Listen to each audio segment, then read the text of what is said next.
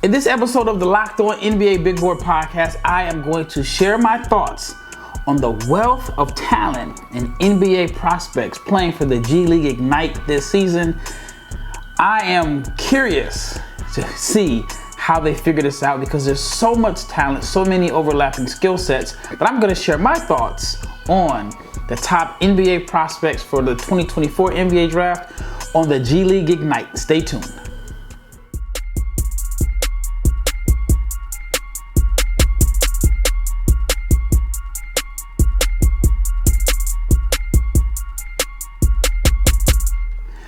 Big shout out to each and every person that's made the Locked On NBA Big Board Podcast your first listen of the day. I'm your host, Rafael Barlowe, the Director of Scouting for NBA Big Board. The last two episodes I've talked about Kentucky, I've talked about Duke, and all the talent on their roster and how they could possibly get 4, maybe 5 players selected in the first round if all goes well.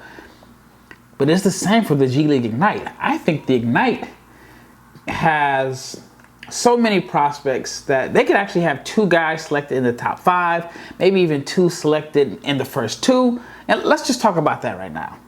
So you have Matas Buzelis, who is a 6'11", Chicago born and raised wing who has parents that both played professionally in Lithuania. I've seen some scouts talk about him as the best prospect in the 2024 NBA Draft, someone that they think could go number 1. And then there's Holland, who other people feel like could go number 1. So there could be a chance where the first 2 picks in the 2024 NBA Draft could play on the same team. And we haven't seen that happen since Kentucky when Anthony Davis and Michael Kidd-Gilchrist went 1 and 2. I was about to say, is it Michael Gilchrist Kidd? But it's Michael Kidd-Gilchrist. So let's talk about Buzelis. 6'11", 195, can handle the ball, can shoot, is a little thin, is a good rim protector, and he has the skill set of your modern day wing. Every team is looking for a big wing that can handle, shoot, defend, and he's also a pretty decent playmaker, even though his turnovers outnumber his assists. And then there's Holland. Holland is the exact opposite of Buzelis. Holland is a really good athlete, but he has the best motor that I've seen in a while. I mean, Oscar Tshiebwe has a very impressive motor, but Holland's motor is totally different.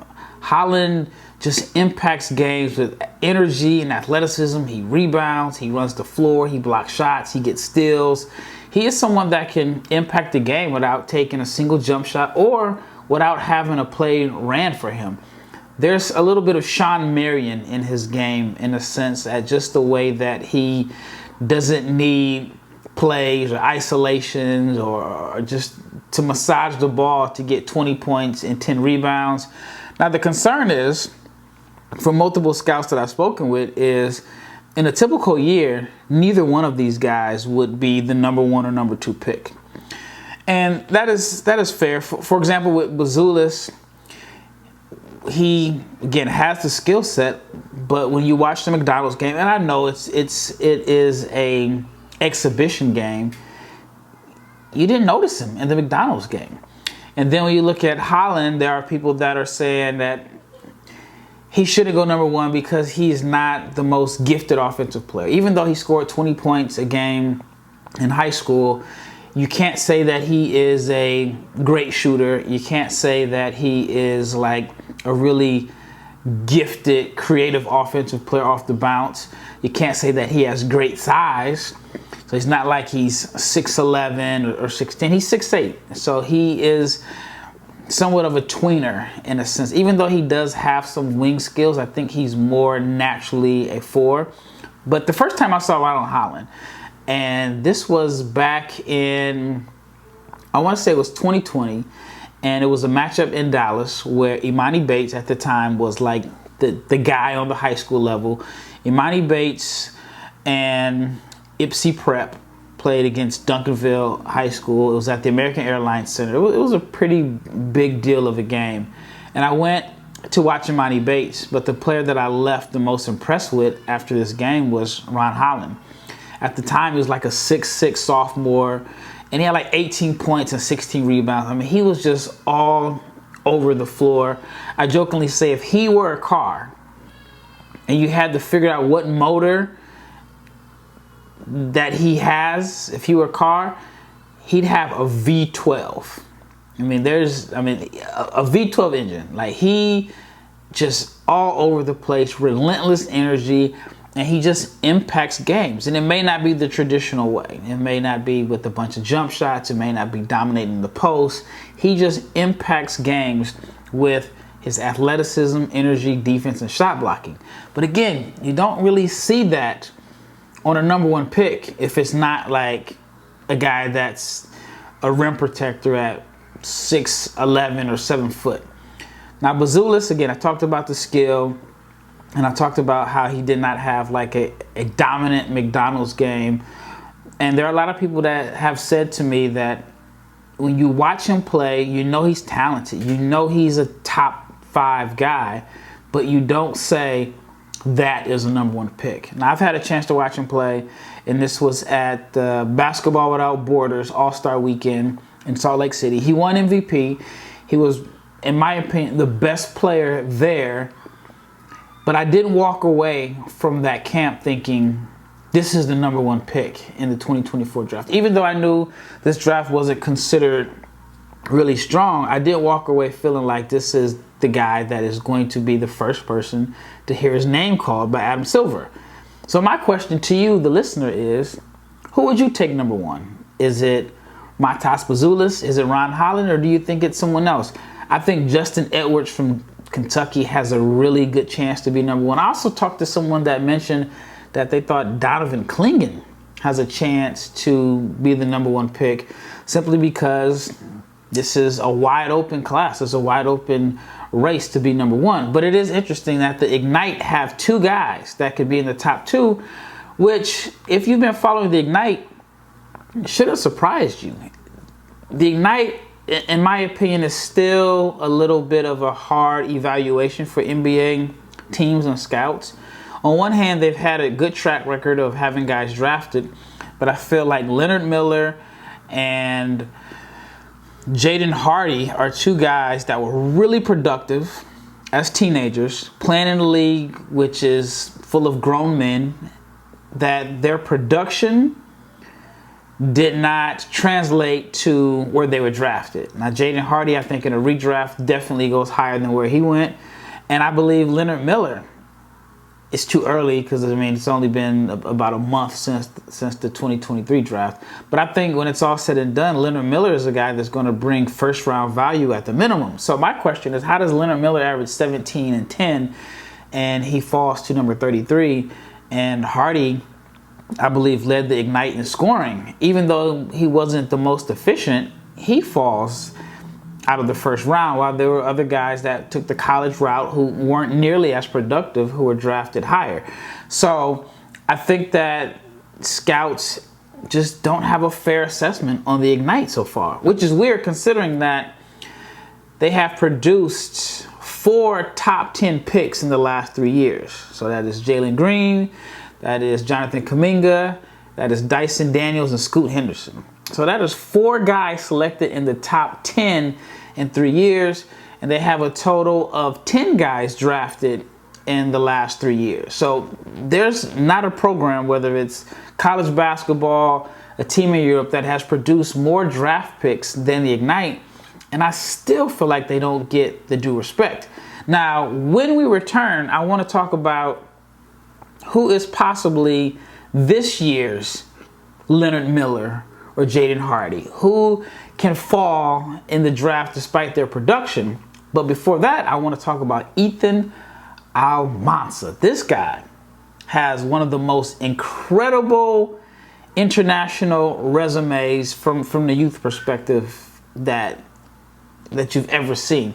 All right, when we return, I'll talk about Ethan Almanza, and then I'll talk about who could be this year's Leonard Miller or Jaden Hardy, who falls to the second round despite being really productive. But before that, let's talk about FanDuel. FanDuel is the #1 sports book, And you can take your first swing at betting Major League Baseball on FanDuel, and you can get 10 times your first bet amount in bonus bets up to $200. Again, up to $200, 10 times your amount. That's right.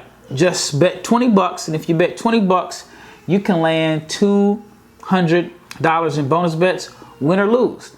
All you have to do is basically just add $200, and you can spend betting on everything from the money line to the over/under, who you think is going to hit the first home run, who's going to hit the first triple. I mean, there's so many things that you can bet on, and it's all on the FanDuel app. It's safe, it's secure, it is easy to use. Plus, you can get your money instantly.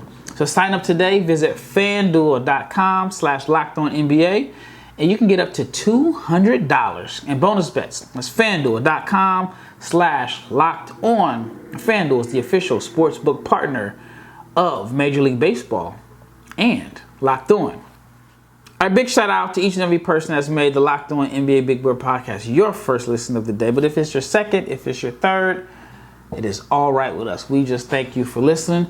And in the next episode, I'm going to talk about my top 10 prospects in 2024. I did a video on who I thought could be number one, the candidates, but this is going to be my personal top 10 prospects for 2024. And then the next episode after that will be Richard Stayman. He's going to share his thoughts on the 2024 NBA draft. All right.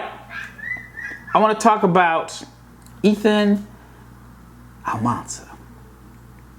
His international resume from a youth perspective is one of the best ever. Check this out. He was the MVP in 2022 of the Under-17 World Cup. He was the MVP of the Under-18s European Championships. Even though Spain did not win the gold medal, Team USA won the gold medal. But Almanza was the MVP. And then he won it again this year at the Under-19 World Cup. So he's won the MVP at the 17s, 18s, and 19s. And if you haven't heard of him, he's from Spain, but he's actually spent the last 2 years, or actually he spent last year playing for Overtime Elite in the States. He averaged 9 points, 8 rebounds per game, 2 assists. And again, last summer when he played for Spain, he became the first player to win the MVP honors in both the 17s and 18s in the same season. He's an interesting prospect because he's similar to Ron Holland in how he impacts and dominates games with his just energy, motor, effort. I think he's a pretty good passer.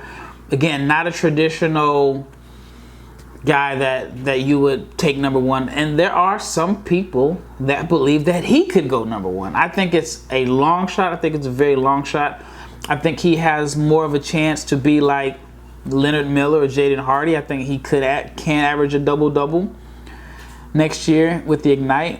And because his game may not be so easy to like put into a box, he's a good athlete, but I wouldn't say he's a great athlete that you can say he's a rim protector.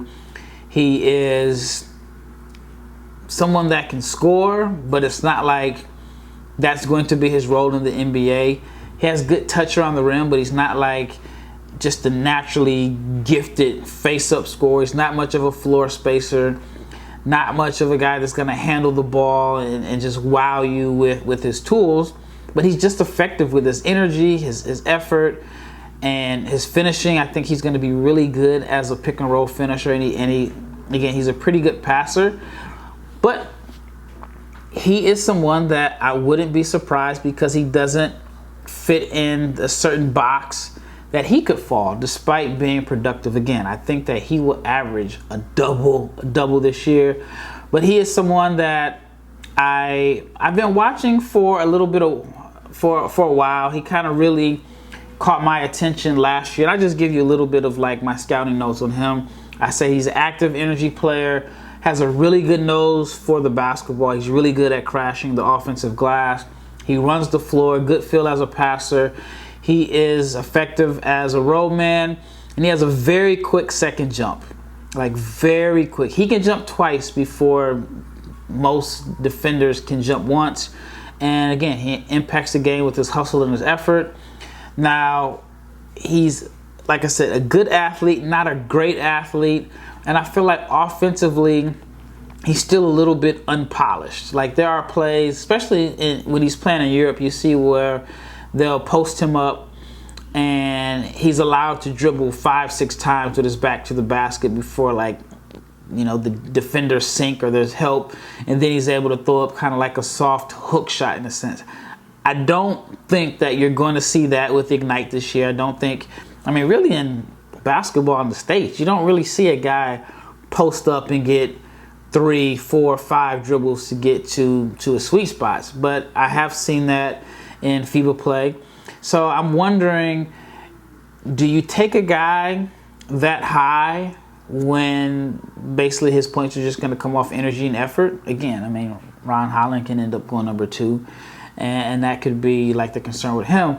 But I think Ethan Almanza is going to have first round production, but again, I wouldn't be surprised if he ends up falling to the second round. All right, the next player that I want to talk about is a guy that I don't even know if he's going to play this year. I talked about it in the last episode. His name is Thierry Darlan. And he was the player that I saw at Basketball Without Borders earlier this year that was really, really impressive. I thought he was someone that really made a name for himself. He's coming from the NBA Academy, and even though he is, how can I say this without sounding weird? He represents Africa. He's African, but he's the rare African wing. Usually when you think of African prospects, it's usually a shot blocker. You don't really see a lot of wings or guards. In my personal opinion, I think, I put it like this. I think what the NBA Academy is doing is great for African prospects. Because I think it's natural for someone to go to Africa and you're looking for talent. The first thing you're looking for is this 7-footer that played soccer, because those guys are, again, easier to develop.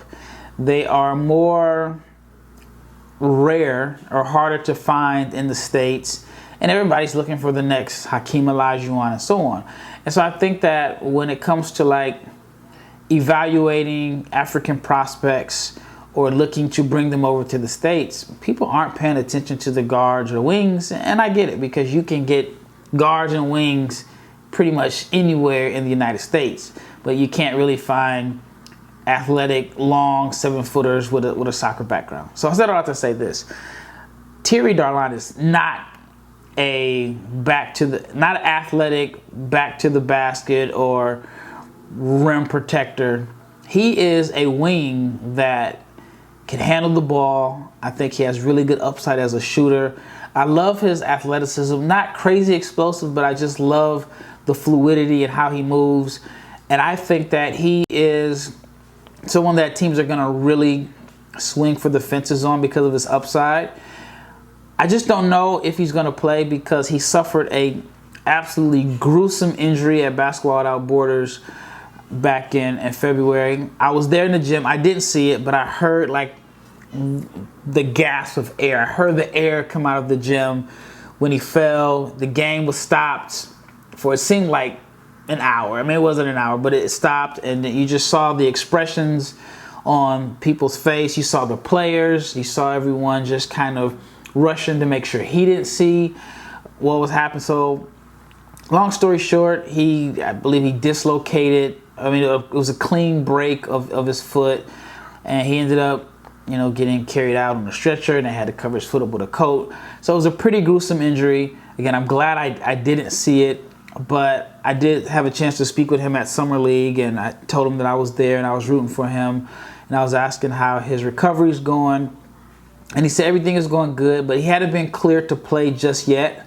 So I don't know if they're going to take it slow with him or if he's going to come back midway through the season. I'm not sure, but I think that teams are going to be really intrigued with his combination of size, ball handling, shot creation, and just his overall development. And every time he's played, I feel like he's shown the flashes that NBA teams want out of a modern day wing. All right, when we return, I want to talk about a few players on the Ignite for next year's squad that I think are underrated, are not getting the same attention as other Ignite prospects or even prospects that are playing college basketball. Stay tuned to hear my thoughts on London Johnson and Tyler Smith. All right, last segment. I want to talk about London Johnson. London Johnson, this will be his second year on the Ignite. He decided to skip his senior year of playing high school basketball. Was really young. I mean, he looked young. Like, he looked like a baby. Like, every once in a while you see, guys that are 19 and they look 19, but London Johnson, he was born in 04, he's 19. He looks like he could be 16. And last year when I watched him play, I saw the talent. I saw the upside and the potential. And I also saw that it was a huge adjustment for him from a physicality standpoint. Now, he looked like he could play. He didn't look lost out there. But just overall, he was just overmatched due to basically just not having grown man strength. But he's gotten stronger over the last year. It got stronger during the season. And in the second half of the season, I thought he played really well. I was at a game against the Texas Legends, and he struggled guarding Grant Riller, but Grant Riller was an exceptional scorer in the G League. He's actually playing well in the TBT also. But it was probably I would say a 6 or 7 year age difference. But London Johnson is a crafty guard. He's 6'4", has good size. His bread and butter is his pull-up jumper. Loves to get to his spots, can elevate over the top of smaller defenders. He's a tough shot maker and tough shot taker, but he is very good at scoring off the dribble, has a nice floater package, and he's a good shooter off the catch. Not great, but he's a very respectable shooter off the catch. The concern is he needs to get stronger, which I mentioned, needs to definitely get a lot stronger, but that's expected. That comes with age. But he struggles finishing at the rim. Shot below 50% at the rim. It was 47% to be exact. Some of that, I think, is just due to the adjustment of going from playing high school, where he was obviously with his size and his skill set, was probably able to get to his spots when he wanted. And then in the G League, where he just wasn't physically strong enough to finish through contact. So London Johnson is a guy that I haven't been seeing a lot of first round buzz, but I think he could be a first round pick. And then there's Tyler Smith. Tyler Smith has a very interesting story because Smith was very highly touted before he went to Overtime Elite.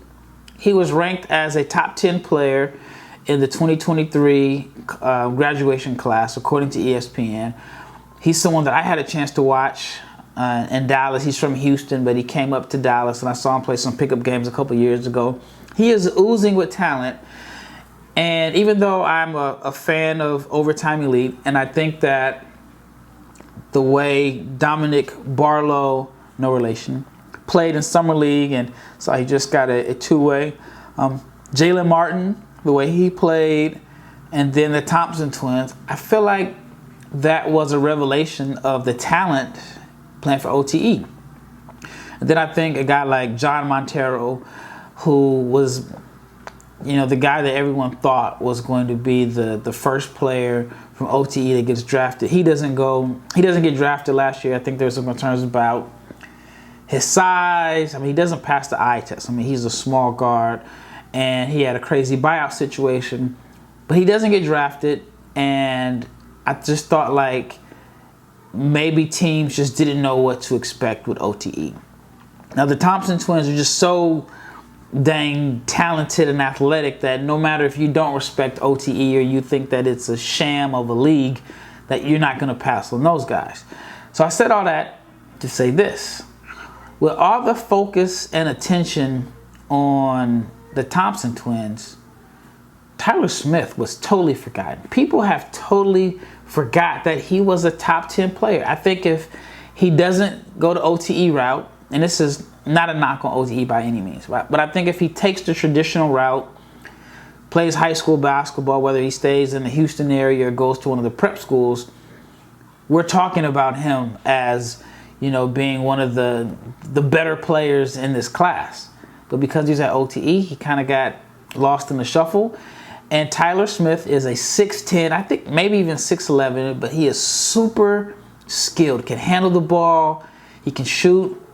He actually shot like 36% from three. I think he was 4th in OTE in shooting in 21-22.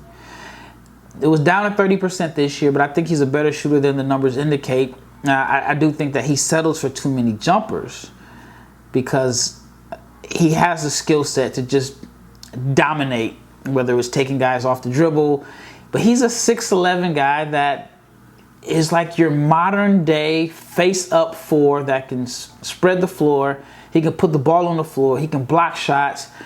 I think there's some Chris Bosh in his game, not just because he's left-handed, but I think that there is some modern day Chris Bosh. Now, Chris Bosh didn't shoot a lot of threes because, again, that was the era that he played in where the stretch 4 was like Dirk and Ryan Anderson or whatever. It wasn't a lot of stretch 4s, but I think if Bosh played in today's NBA, he'd be a really good three-point shooter, and he'd be a matchup nightmare as a face-up 4 or 5 that can put the ball on the floor, knock down mid-range jumpers, and defend.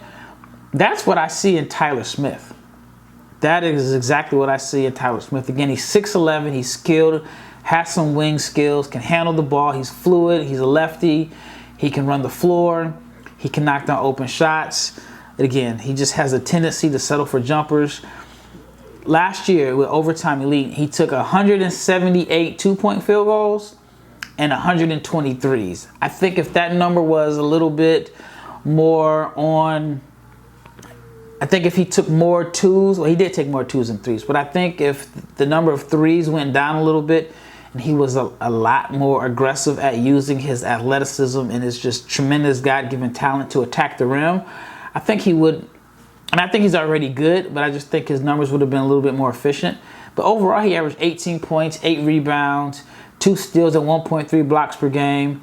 And, I mean, he was productive. But we're talking about a guy that you probably haven't even heard of, that was a consensus top 10 player in his class, goes to OTE, and nobody's talking about him. And I think Tyler Smith could be one of the biggest sleepers in this draft class.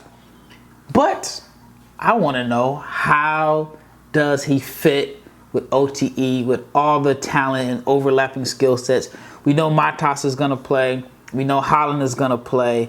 And then I wonder, how is the minutes distribution going to be for Tyler Smith or Ethan or even Dink Pate? Dink Pate is a guy that he won't be in the 24 draft, but he's a big point guard that I think we're going to be talking a lot about this year for the 2025 draft. But again, my concern is, how is Jason Hart going to manage all of these minutes? And they have a tremendous amount of talent. And then I'm assuming that Darlan is not going to play, or they're going to bring him along slowly. But anyway, that wraps up this episode of the Locked On NBA Big Board podcast. I share my thoughts on the G League Ignite and their prospects. Answer in the comments if you're on YouTube. Who would you take number 1 between Matas and Ron Holland? All right, once again, it's Rafael Barlowe. In the next episode, I'm going to give my top 10 prospects for 2024. I mean, it's way too early. Be sure to tune in, like, subscribe, share. Once again, I am out.